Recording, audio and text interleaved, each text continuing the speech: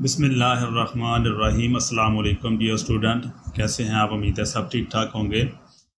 10th class की chemistry का आज का जो हमारा टॉपिक है वो ऑर्गेनिक कंपाउंड्स के बारे में है। आज हम ऑर्गेनिक कंपाउंड्स के बारे में पढ़ेंगे कि ऑर्गेनिक कंपाउंड्स क्या होते हैं।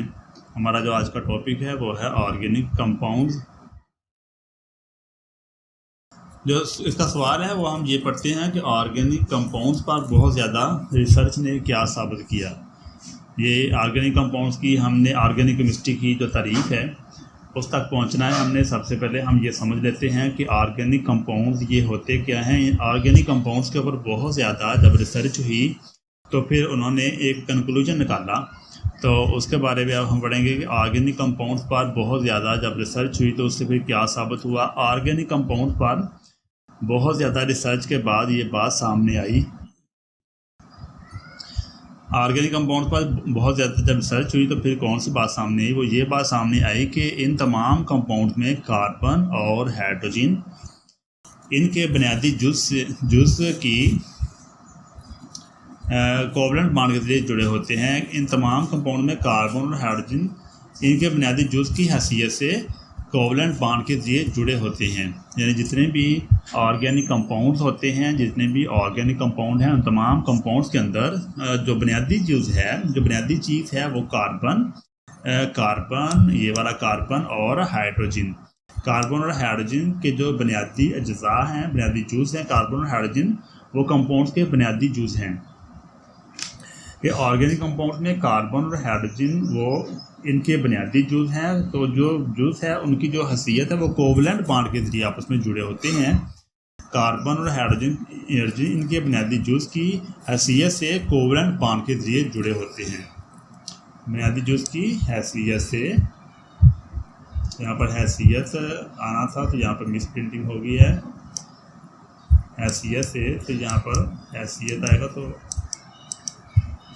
बुनियादी जुज़ की हैसियत से कोवलेंट बॉन्ड के जरिए जुड़े होते हैं। तो ये था ऑर्गेनिक कंपाउंड पर जब बहुत ज़्यादा रिसर्च हुई तो फिर ये साबित हुआ कि कंपाउंड जो हैं ऑर्गेनिक कंपाउंड उनमें कार्बन और हाइड्रोजन के जो बुनियादी हाइड्रोजन हैं वो बुनियादी जुज़ की हैसियत से आपस में कोवलेंट बॉन्ड के जरिए जुड़े होते हैं।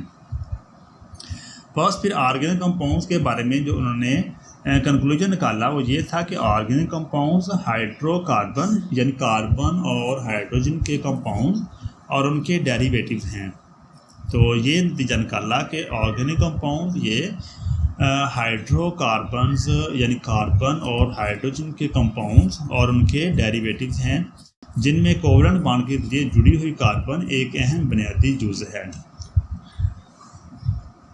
ऑर्गेनिक कंपाउंड्स क्या हैं? ये कार्बन यानी हाइड्रोकार्बन्स और उनके डेरिवेटिव्स हैं। ऑर्गेनिक कंपाउंड्स क्या हैं? हाइड्रोकार्बन यानी ऐसे कंपाउंड जो कार्बन और हाइड्रोजन पर मुश्तमिल होते हैं उनको हाइड्रोकार्बन कहते हैं। तो ऑर्गेनिक कंपाउंड ये हाइड्रोकार्बन और उनके डेरिवेटिव्स हैं, जिनमें कोवलेंट बॉन्ड के जरिए जुड़ी हुई कार्बन एक अहम बुनियादी जुज़ है। यानी कार्बन जो है वो बैकबोन की हैसियत रखती है और कार्बन के साथ हाइड्रोजन के जो एटम है वो कोवलेंट बॉन्ड के जरिए, यानी कार्बन जो है ये कार्बन है तो इसके साथ अगर एक ये कोवलेंट बॉन्ड है तो ये भी कार्बन ये एक अहम बुनियादी जुज़ है। कार्बन क्या है? एक अहम बुनियादी जुज़ है जो कोवलेंट बॉन्ड के जरिए आपस में जुड़ी हुई हैं। तो कार्बन और हाइड्रोजन के कंपाउंड अगर यहाँ पर हम एक बॉन्ड के जरिए यहाँ पर हाइड्रोजन डालते हैं तो ये कार्बन और हाइड्रोजन के कंपाउंड बन जाते हैं। यहाँ पर भी अगर हम हाइड्रोजन डालते हैं तो ये हाइड्रोकार्बन बन जाते हैं। दरमियान में क्या है? कार्बन है। यहाँ पर हम हाइड्रोजन डालते हैं तो इसका नीचे भी हाइड्रोजन। तो हम नेक्स्ट इसकी डायग्राम भी पढ़ते हैं कि ऑर्गेनिक कंपाउंड्स इस पर बहुत ज़्यादा रिसर्च ने क्या साबित किया। दोबारा फिर पढ़ लेते हैं कि ऑर्गेनिक कंपाउंड्स पर बहुत ज़्यादा जब रिसर्च की गई तो इससे ये बात साबित हुई कि इन तमाम कंपाउंड्स में कार्बन और हाइड्रोजन इनके बुनियादी जुज़ की हैसियत से कोवलेंट बॉन्ड के जरिए जुड़े होते हैं। तो बस ऑर्गेनिक कंपाउंड्स क्या हैं? हाइड्रोकार्बन्स और उनके डेरिवेटिव्स हैं। ऑर्गेनिक कंपाउंड्स क्या हैं? ये हाइड्रोकार्बन्स और उनके डेरिवेटिव्स हैं, जिनमें कोवलेंट बॉन्ड के जरिए जुड़ी हुई कार्बन एक अहम बुनियादी जुज़ है। तो ये था कोवलेंट कंपाउंड या ऑर्गेनिक कंपाउंड्स के ऊपर जो रिसर्च हुई तो उससे जो साबित हुआ। ये डायग्राम है नॉर्मल ब्यूटीन की। तो इसको हमने एक मिसाल के तौर पर लेना है कि हाइड्रोकार्बन्स में जो कार्बन है वो बुनियादी जुज़ की हैसियत रखती है। ये कार्बन का जो दरमियान में कार्बन का जो कोवलेंट बॉन्ड है ये बैकबोन की हैसियत रखता है। तो ये इसलिए कार्बन को बुनियादी हैसियत हासिल है। बुनियाद जो है वो कार्बन है और साइडों पर हाइड्रोजन के जो एटम हैं वो कोवलेंट बॉन्ड के जरिए जुड़े हुए होते हैं। तो एक जो कार्बन है उसकी वैलेंसी 4 है और उसको वो 4 सिंगल बॉन्ड बनाने की सलाहियत रखती है कार्बन। तो इस तरह कार्बन ने एक ये बॉन्ड बना दिया, दूसरा ये कोवलेंट बॉन्ड बनाया और तीसरा कोवलेंट बॉन्ड वो ये है और चौथा जो है वो कार्बन ने आपस के साथ कार्बन का आपस में कोवलेंट बॉन्ड बनता है। इस तरह कार्बन की वैलेंसी 4 है और कार्बन 4 कोवलेंट बॉन्ड बना रही है। तो हमने इसमें देखा ब्यूटीन के अंदर जो बैकबोन है किसी भी मालिक्यूल की, कोवलेंट जो ऑर्गेनिक मालिक्यूल हैं उनकी जो बैकबोन है वो किसकी बनी हुई है, कार्बन एटम्स की। तो ये कार्बन एटम बुनियादी जुज़ की हैसियत रखता है जिसके साथ हाइड्रोजन के जो एटम हैं वो कोवलेंट बॉन्ड बनाकर जुड़े हुए हैं। तो इस तरह इनको हाइड्रोकार्बन्स कहते हैं। तो ये था रिसर्च जो साबित करती है कि कोवलेंट जो ऑर्गेनिक कंपाउंड्स हैं उनके ऊपर जो रिसर्च हुई तो उससे ये बात साबित हुई कि ये हाइड्रोकार्बन्स और उनके डेरिवेटिव्स हैं। हाइड्रोकार्बन्स और उनके डेरिवेटिव्स हैं। चलिए हम नेक्स्ट सवाल की तरफ चलते हैं। हमारा जो आज का सवाल है वो ये है कि ऑर्गेनिक केमिस्ट्री की जदीद तारीफ़ क्या है। इससे पहले हमने जो कदीम तारीफ़ है वो पढ़ी थी। आज हम इसकी जदीद तारीफ़ पढ़ते हैं कि ऑर्गेनिक केमिस्ट्री की जदीद तारीफ़ ये क्या है। ऑर्गेनिक केमिस्ट्री की जदीद तारीफ़ जो हमने ऑर्गेनिक केमिस्ट्री की जदीद तारीफ़ वो ये है कि केमिस्ट्री की वो शाख जो हाइड्रोकार्बन्स और उनके डेरिवेटिव्स का मुताला करती है ऑर्गेनिक केमिस्ट्री कहलाती है। यानी केमिस्ट्री की वो शाख जो हाइड्रोकार्बन्स और उनके डेरिवेटिव का मुताला करती है ऑर्गेनिक केमिस्ट्री कहलाती है। तो ये है ऑर्गेनिक केमिस्ट्री की जदीद तारीफ़। केमिस्ट्री की वो शाख जो हाइड्रोकार्बन और उनके डेरिवेटिव का मुताला करती है ऑर्गेनिक केमिस्ट्री कहलाती है। कार्बन के इन ऑर्गेनिक कंपाउंड्स को ऑर्गेनिक कंपाउंड्स क्यों नहीं समझा जाता। यानी कुछ कंपाउंड्स ऐसे होते हैं जैसे CO2 है, कार्बन CO2 ये भी इन ऑर्गेनिक कंपाउंड है एक CO2। जैसे CO2 है ये कार्बन का एक कंपाउंड है CO2, कार्बन डाइऑक्साइड कहते हैं इसको। और ये भी एक कंपाउंड है CO2, ये एक कार्बन का कंपाउंड है। कहते हैं कार्बन के जो कंपाउंड है तो हम इनको इन ऑर्गेनिक कंपाउंड कहते हैं। कार्बन के जो इन ऑर्गेनिक कंपाउंड्स हैं उनको ऑर्गेनिक कंपाउंड क्यों नहीं समझा जाता। तो ये सवाल का भी जवाब हम जहाँ से ढूंढेंगे कि कार्बन के जो इन ऑर्गेनिक कंपाउंड्स हैं इनको ऑर्गेनिक कंपाउंड क्यों नहीं समझा जाता, क्या वजह है। कार्बन के oxides, carbon monoxide, carbon dioxide, bicarbonates और कार्बाइड्स भी कार्बन के कंपाउंड्स हैं। तो इन कंपाउंड्स के अगर हम जो केमिकल फार्मूलाज हैं उनको देखें तो इनके अंदर भी जो कार्बन है वो बुनियादी जुज़ की हैसियत रखता है कि ये कार्बन के ही ऑक्साइड हैं, कार्बन के ही ये कंपाउंड्स हैं। तो यही हमारा सवाल है कि कार्बन के कुछ कंपाउंड्स ऐसे होते हैं जैसे ये कार्बन डाइऑक्साइड, कार्बन के ऑक्साइड जैसे carbon monoxide, carbon dioxide, bicarbonate और कार्बाइड्स, ये कार्बन के कंपाउंड्स हैं। ये किसके कंपाउंड्स हैं, कार्बन के कंपाउंड्स हैं। लेकिन इन्हें ऑर्गेनिक कंपाउंड्स नहीं समझा जाता। तो क्यों नहीं समझा जाता, ये हम इसका जवाब ढूंढते हैं क्योंकि इनकी खसूसियात ऑर्गेनिक कंपाउंड से बिल्कुल मुख्तलिफ हैं। जो कार्बन के इन ऑर्गेनिक कंपाउंड्स हैं उनकी खसूसियात ऑर्गेनिक कंपाउंड से ये बिल्कुल मुख्तलिफ होती हैं। इसलिए कार्बन के इन ऑर्गेनिक कंपाउंड्स को हम ऑर्गेनिक कंपाउंड्स नहीं सबर करते। एक और सवाल हम पढ़ते हैं कि ऑर्गेनिक कंपाउंड्स के फार्मूला की अक़साम कौन कौन सी हैं। ऑर्गेनिक कंपाउंड्स, ये ऑर्गेनिक कंपाउंड्स इनके फार्मूलाज होते हैं तो उनकी अक़साम भी मुख्तलिफ होती हैं। ऑर्गेनिक कंपाउंड्स के जो फार्मूलाज हैं उसकी 4 अक़साम हैं। ऑर्गेनिक कंपाउंड्स के फार्मूलाज की 4 अक़साम हैं। तो 4 अक़साम उसमें जो पहली किस्म है वो है मालिक्यूलर फार्मूला। जैसे हमने जो कंपाउंड्स हैं उनके फार्मूलाज होते हैं तो मालिकुलर फार्मूला हमने पढ़ा है 9th क्लास में कि मालिकुलर फार्मूला ये क्या होता है। तो इस तरह जो ऑर्गेनिक कंपाउंड्स हैं उनके भी मालिकुलर फार्मूलाज होते हैं। मालिकुलर फार्मूला है पहला, ऑर्गेनिक कंपाउंड्स के फार्मूला की 4 अक़साम हैं। जो पहला किस्म है उसे हम मालिकुलर फार्मूला कहते हैं। इसी तरह जो दूसरी किस्म है उसको स्ट्रक्चर फार्मूला कहते हैं। और स्ट्रक्चर फार्मूला तीसरा जो नंबर है वो है कंडेंस्ड फार्मूला, और 4 नंबर पे है डॉट एंड क्रॉस फार्मूला। तो ऑर्गेनिक कंपाउंड्स के 4 फार्मूलाज हैं, molecular formula, structure formula, condensed formula और डॉट क्रॉस फार्मूला। इसको इलेक्ट्रॉनिक फार्मूला भी कहते हैं। तो ऑर्गेनिक कंपाउंड्स के 4 फार्मूलाज हैं। फार्मूलाज की 4 अक़साम हैं, molecular formula, structure formula, condensed formula और डॉट क्रॉस फार्मूला। तो अब हम इनके जो molecular formula, structure formula, condensed formula या डॉट क्रॉस या इलेक्ट्रॉनिक फार्मूला है, इनको हम ज़रा पढ़ते हैं कि ये मालिकुलर फार्मूलाज क्या होते हैं। लेकिन हम 9th क्लास में भी तो पढ़ चुके हैं कि मालिकुलर फार्मूला क्या होता है। ऐसा जो 9th क्लास में हमने पढ़ा था वो ये था कि एक ऐसा फार्मूला जो एक मालिक्यूल में मौजूद तमाम जो एटम्स हैं उनकी तादाद को ज़ाहिर करता है, मालिकुलर फार्मूला कहलाता है। तो आपको ये रिव्यू करवा दिया मैंने कि आपने ये याद किया होगा कि मालिकुलर फार्मूला क्या होता है। दोबारा फिर सुन लें, 9th क्लास में जब हमने पढ़ा था तो मालिकुलर फार्मूला हमने ये पढ़ा था कि किसी कंपाउंड का मालिकुलर फार्मूला एक मालिक्यूल में मौजूद एटम्स की हकीकी तादाद को ज़ाहिर करता है कि एक मालिक्यूल में कितने एटम्स पर मुश्तमिल होता है। जैसे ये हमने पढ़ा था कि H2O एक कंपाउंड है हमारा, तो इसका जो मालिकुलर फार्मूला है वो H2O है। तो इसके अंदर 2 हाइड्रोजन के एटम और 1 ऑक्सीजन का एटम है और 3 एटम पर मुश्तमिल होता है। तो ये एक मालिकुलर फार्मूला है। इस तरह हमने पढ़ा था जो ग्लूकोज है उसका जो फार्मूला होता है वो C6H12 और O6।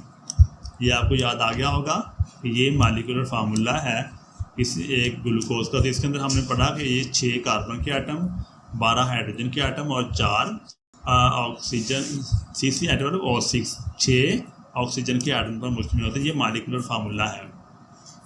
अब हमने जो ऑर्गेनिक कंपाउंड्स है उसका भी 4 फार्मूलाज हैं, तो हमने उसका मालिकुलर फार्मूलाज जो है वो पढ़ना है।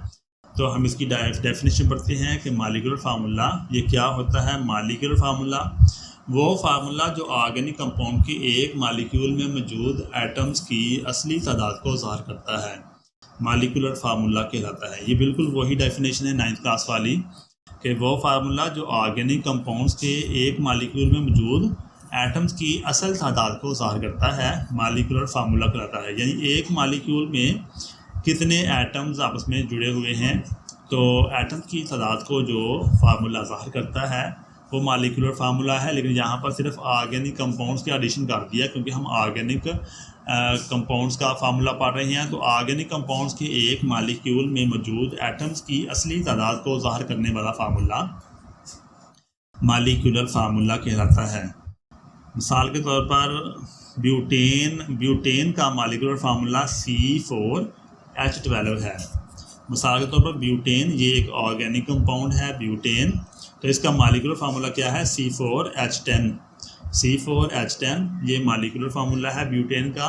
तो ये क्या ज़ाहिर करता है, ब्यूटेन का मालिकुलर फार्मूला ये ज़ाहिर करता है कि ब्यूटेन कार्बन और हाइड्रोजन एटम से मिलकर बनती है। यानी कार्बन C कार्बन और H हाइड्रोजन, कार्बन और हाइड्रोजन के एटम से मिलकर बनती है। नंबर 2 ये भी ज़ाहिर करता है कि ब्यूटेन का हर मालिक्यूल 4 कार्बन एटम और 10 हाइड्रोजन एटम पर मुश्तमिल होता है। यानी एक मालिक्यूल में जितने भी एटम्स हैं उनकी तादाद को ज़ाहिर करने वाला जो फार्मूला है वो मालिकुलर फार्मूला कहलाता है।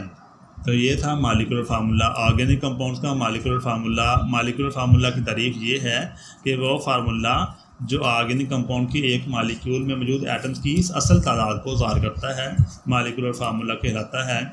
तो मिसाल हमने ली है ब्यूटेन की, तो ब्यूटेन का मालिकुलर फार्मूला वो C4H12 है, जो कि ज़ाहिर करता है कि ब्यूटेन कार्बन और हाइड्रोजन एटम से मिलकर बनी है, कार्बन और हाइड्रोजन। नंबर 2 ये भी ज़ाहिर करता है कि ब्यूटेन का जो एक मालिक्यूल है उसमें 4 कार्बन के एटम हैं और 10 हाइड्रोजन के एटम पर मुश्तमिल होता है। तो ये था मालिकुलर फार्मूला। दूसरा हमने पढ़ा था स्ट्रक्चर फार्मूला। तो जैसे ये नाम से ज़ाहिर है स्ट्रक्चर कहते हैं साख्त को, कि किसी भी चीज़ की कोई साख्त होती है, कोई शक्ल होती है, तो ऐसा फार्मूला जो मालिक कंपाउंड्स है उसका जो स्ट्रक्चर है उसकी साख्त को ज़ाहिर करता है कि उसमें जो एटम्स हैं वो किस तरह से जुड़े हुए हैं। मिसाल के तौर पर अगर हम कहते हैं कि जो वाटर है उसकी जो स्ट्रक्चर है वो इस तरह से होती है, H इसने ऑक्सीजन के साथ बॉन्ड बनाया हुआ है और फिर ये हाइड्रोजन के साथ जुड़ा हुआ है। तो इस तरह जो वाटर है उसकी जो डायग्राम है वो ये आ जाती है। तो ये एक स्ट्रक्चर है। तो स्ट्रक्चर फार्मूला ये एक ऐसा फार्मूला है जो किसी ये जो कंपाउंड या मालिक्यूल है उसमें जो एटम की तरतीब है, एटम किस तरतीब के साथ जुड़े हुए हैं उसको जो ज़ाहिर करता है। तो स्ट्रक्चर फार्मूला आता है। हम स्ट्रक्चर फार्मूला की ये आउटव्यू था स्ट्रक्चर फार्मूला का। हम स्ट्रक्चर फार्मूला की डेफिनेशन पढ़ते हैं कि स्ट्रक्चर फार्मूला क्या होता है। किसी कंपाउंड्स का स्ट्रक्चर फार्मूला इसके मालिक्यूल में मौजूद एलिमेंट्स के मुख्तलिफ एटम की सही तरतीब को ज़ाहिर करता है। किसी कंपाउंड का स्ट्रक्चर फार्मूला इसके मालिक्यूल में मौजूद एलिमेंट्स के मुख्तलिफ एटम की सही तरतीब को ज़ाहिर करता है। यानी स्ट्रक्चर फार्मूला एटम्स की तरतीब को ज़ाहिर करता है। हरफ़ आम में अगर हम बात करें तो हम कहते हैं कि एक ऐसा फार्मूला जो मालिक्यूल में मौजूद एटम की सही तरतीब को ज़ाहिर करता है। क्या करता है? सही तरतीब को ज़ाहिर करता है। किसकी? एटम्स की। एटम की सही तरतीब को ज़ाहिर करता है कि एटम किस तरतीब के साथ आपस में बॉन्ड बनाकर जुड़े हुए हैं। तो इस फार्मूला को क्या कहते हैं? स्ट्रक्चर फार्मूला कहते हैं। किसी कंपाउंड का स्ट्रक्चर फार्मूला इसके मालिक्यूल में मौजूद एलिमेंट्स के मुख्तलिफ एटम्स की सही तरतीब को ज़ाहिर करता है। तो ये स्ट्रक्चर फार्मूला कहलाता है। स्ट्रक्चर फार्मूला में एटम के दरमियान सिंगल बॉन्ड को एक लाइन से और डबल बॉन्ड को 2 लाइन से और ट्रिपल बॉन्ड को 3 लाइन से ज़ाहिर किया जाता है। स्ट्रक्चर फार्मूला को ज़ाहिर करने के लिए अगर एक सिंगल बॉन्ड है तो उसको सिंगल लाइन से, एक लाइन से, डबल बॉन्ड को 2 लाइन से और ट्रिपल बॉन्ड को 3 लाइन से ज़ाहिर किया जाता है। तो ये भी एक स्ट्रक्चर फार्मूला को लिखने का तरीका होता है कि स्ट्रक्चर फार्मूला में एटम के दरमियान सिंगल बॉन्ड को एक लाइन से, डबल बॉन्ड को 2 लाइनों से और ट्रिपल बॉन्ड को 3 लाइन से ज़ाहिर किया जाता है। स्ट्रक्चर फार्मूला के बारे में पढ़ते हैं कि किसी ऑर्गेनिक कंपाउंड का मॉलिक्यूलर फार्मूला एक ही होता है लेकिन इसके स्ट्रक्चर फार्मूलाज मुख्तलिफ होते हैं। किसी ऑर्गेनिक कंपाउंड का जो मॉलिक्यूलर फार्मूला है वो एक जैसा ही होता है लेकिन उसके स्ट्रक्चर फार्मूला मुख्तलिफ होते हैं। मिसाल हम लेते हैं ब्यूटेन की। ब्यूटेन का मॉलिक्यूलर फार्मूला C4H10 है। ब्यूटेन का जो मॉलिक्यूलर फार्मूला है वो C4H10 है। तो ये ब्यूटेन का जो लफ्ज़ है ये भी आपने अच्छी तरह से याद कर लेना है क्योंकि ये बार बार आ रहा है। ब्यूटेन इसका मॉलिक्यूलर फार्मूला भी आपने याद करना है कि C4H10। तो ब्यूटेन का मॉलिक्यूलर फार्मूला क्या है? C4H10 है लेकिन इसका स्ट्रक्चर फार्मूला दर्ज झैल है। ये नॉर्मल ब्यूटेन है जिसमें एक कार्बन, ब्यूटेन इसमें 4 कार्बन के एटम होते हैं। एक कार्बन, ये एक कार्बन है, 2 ये तीसरी कार्बन, 3 4। ब्यूटेन के 4 कार्बन के एटम होते हैं। तो ये 4 कार्बन के एटम्स हैं। ब्यूटेन में 4 कार्बन के एटम्स हैं तो उनके साथ 10 हाइड्रोजन के एटम जुड़े हुए हैं।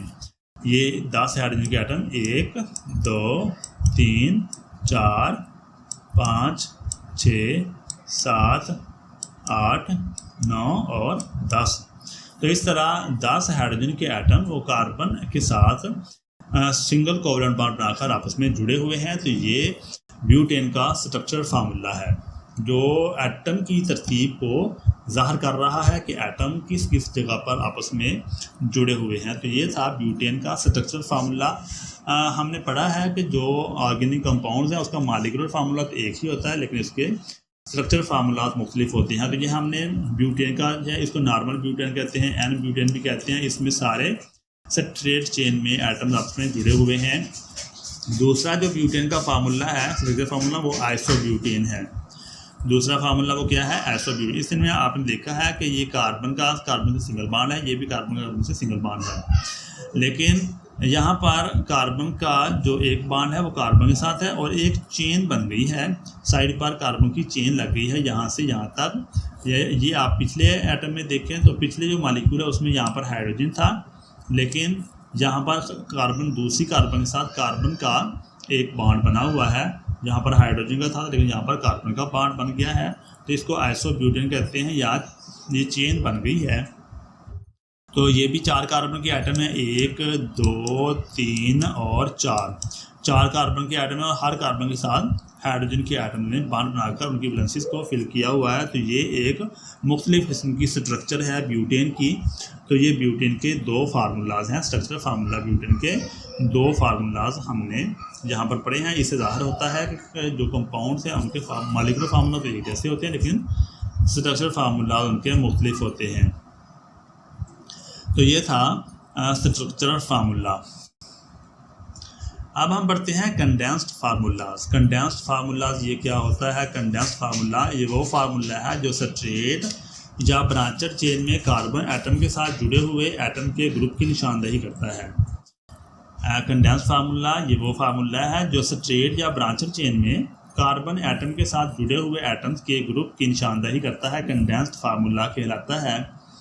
तो कंडेंस्ड फार्मूला ये ग्रुप की निशानदेही करता है, एटम्स के ग्रुप्स की निशानदेही करता है जो किसके साथ जुड़े होते हैं? स्ट्रेट चेन या ब्रांचर चेन में कार्बन एटम के साथ जुड़े होते हैं। तो ग्रुप की निशानदेही करने वाला जो फार्मूला है वो कंडेंस्ड फार्मूला कहलाता है। मिसाल के तौर पर ये नॉर्मल ब्यूटेन है और ये एसो ब्यूटेन है। तो ग्रुप ये वाला जो ग्रुप है ये कार्बन का एक ग्रुप है, कार्बन हाइड्रोजन का ग्रुप है। तो ये कार्बन हाइड्रोजन ग्रुप को ज़ाहिर करता है कि CH3 नंबर 2 पर जुड़ा हुआ है। तो ये था कंडेंस्ड फार्मूला। कंडेंस्ड फार्मूला में CH3 CH और CH3 साइड पर और ये CH3 ये एक चेन की शक्ल में कार्बन के साथ जुड़ा हुआ है। तो ये कंडेंस्ड फार्मूला है जो ग्रुप की निशानदेही करता है, एटम के ग्रुप की निशानदेही करता है, कंडेंस्ड फार्मूला कहलाता है।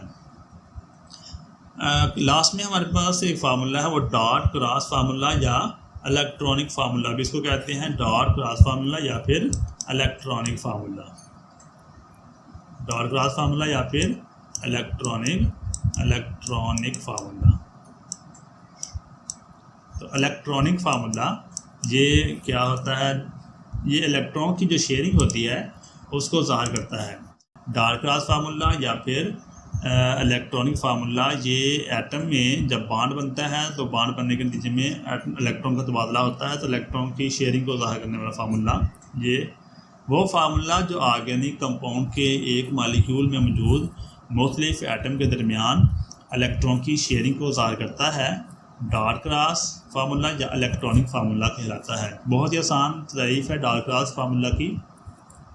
वो फार्मूला जो ऑर्गेनिक कंपाउंड के एक मालिक्यूल में मौजूद मुख्तलिफ एटम के दरमियान इलेक्ट्रॉन्स की शेयरिंग को ज़ाहिर करता हो, डॉट क्रॉस फार्मूला या इलेक्ट्रॉनिक फार्मूला कहलाता है। यानी इलेक्ट्रॉन्स की शेयरिंग को ज़ाहिर करने वाला फार्मूला डॉट क्रॉस फार्मूला या इलेक्ट्रॉनिक फार्मूला कहलाता है। इसको इस तरह से ज़ाहिर किया जाता है कि डॉट और क्रॉस लगाकर ये सिंगल कोवेलेंट बॉन्ड को ज़ाहिर किया गया कि हाइड्रोजन ने एक इलेक्ट्रॉन प्रोवाइड किया और कार्बन का एक इलेक्ट्रॉन था, तो इसके दरमियान में बॉन्ड बन गया। तो बिल्कुल वही है ये ब्यूटेन का फार्मूला। ये वाला ब्यूटेन है। 1 2 3 4 कार्बन के एटम हैं। तो ये प्रोपेन है, प्रोपेन का ये फार्मूला है।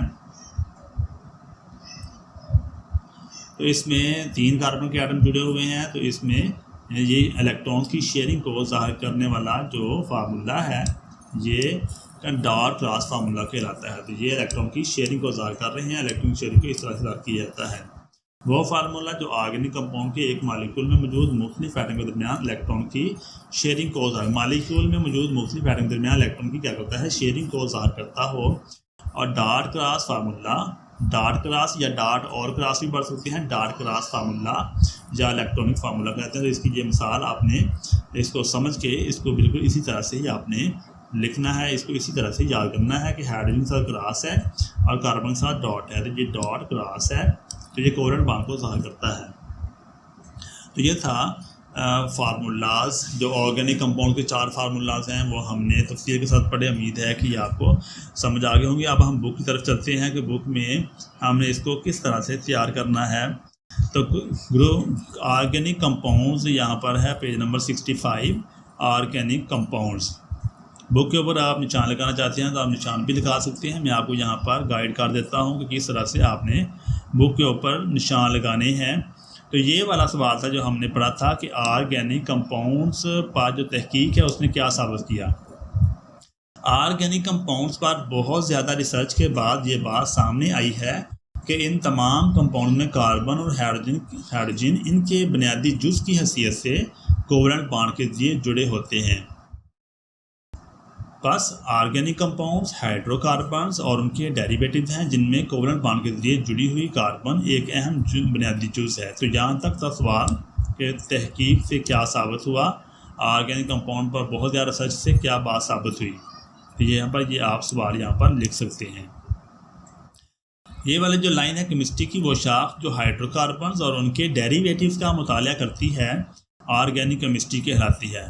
तो ये ऑर्गेनिक केमिस्ट्री की डेफिनेशन है। यहाँ पर डिफाइन लिख सकते हैं आप ऑर्गेनिक केमिस्ट्री की डेफिनेशन।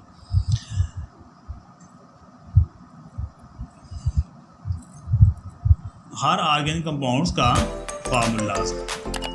अच्छा, ये बड़ा सवाल है। अगरचे कार्बन के ऑक्साइड, कार्बोनेट्स, बाइकार्बोनेट्स और कार्बाइड्स भी कार्बन के कंपाउंड हैं, लेकिन इन्हें ऑर्गेनिक कंपाउंड क्यों नहीं समझा जाता?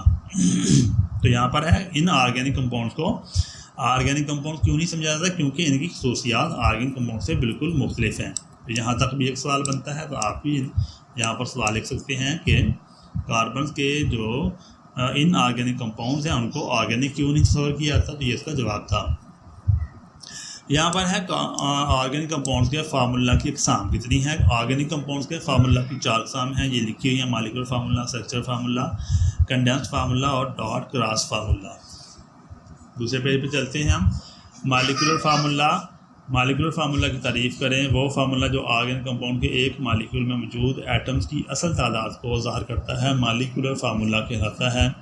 मिसाल के तौर पर ब्यूटेन का मॉलिक्यूलर फार्मूला C4H10 है, जो कि ज़ाहिर करता है कि ब्यूटेन कार्बन और हाइड्रोजन एटम से मिलकर बनती है। ब्यूटेन का हर मॉलिक्यूल 4 कार्बन एटम और 10 हाइड्रोजन एटम पर मुश्तमिल होता है। तो ये है मॉलिक्यूलर फार्मूला।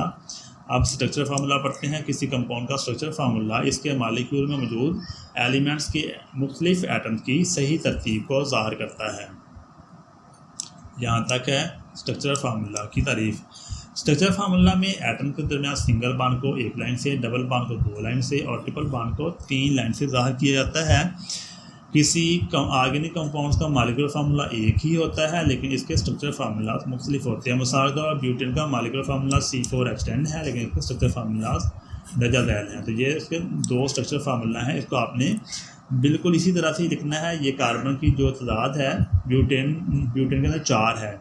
1 2 3 4 कार्बन के जो एटम हैं इनको आपने फिर हाइड्रोजन के साथ इनकी जो वैलेंसी 4 है, ये मुकम्मल तौर पर हाइड्रोजन से आपने फिल करनी है। तो बिल्कुल इसमें आपने कोई भी चेंजिंग नहीं करनी, बिल्कुल इसी तरह से। ये नॉर्मल ब्यूटेन है तो इसको इसी तरह से लिखना है, और आइसो ब्यूटेन को भी आपने इसी तरह से ही कार्बन को और हाइड्रोजन को आराम से तसल्ली के साथ बैठकर इसी तरह से ही ड्रा करना है। तो फिर ये आइसो ब्यूटेन बनेगा, इसमें किसी किस्म की तब्दीली नहीं की जा सकती। तो ये था स्ट्रक्चरल फार्मूला।